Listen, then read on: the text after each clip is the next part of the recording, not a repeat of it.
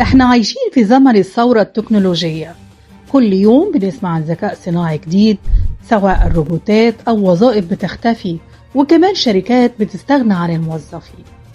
بس هل فعلا الذكاء الصناعي هيخطف الوظيفة بتاعتك؟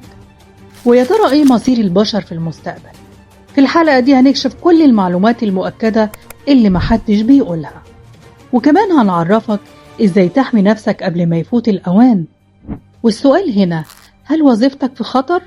هل في وظائف بتختفي بسرعة دلوقتي فعلا؟ سنة 2023 بدأت شركات تستغنى عن موظفين بسبب الذكاء الصناعي، وأكبر مثال شركة OpenAI نفسها اللي فصلت موظفينها.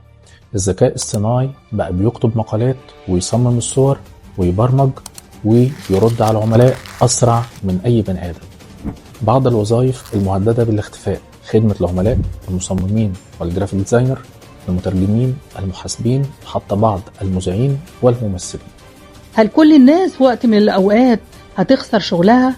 الإجابة قطعا لا، لكن لازم نفهم حاجة مهمة: الذكاء الصناعي مش هيخطف وظيفتك، لكن لو عرفت تشتغل معاه بدل ما تنافسه.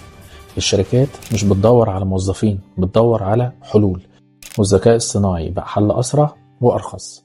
الحل تتعلم مهارات جديدة تتماشى مع التطور، مش تقعد تتفرج لحد ما تلاقي نفسك بره اللعبة. والسؤال الأهم، ازاي تحمي نفسك وتفضل مطلوب في سوق العمل؟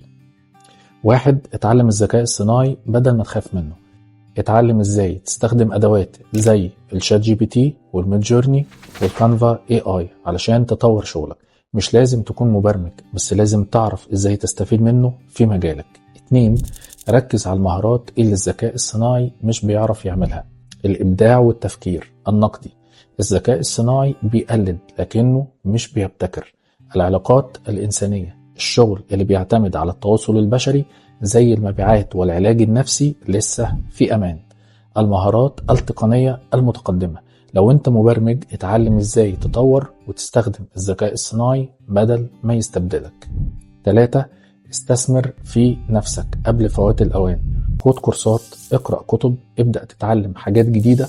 اللي هيفهم الذكاء الصناعي هيكون قائد للمستقبل، واللي مش هيواكب التطور هيخرج من السوق.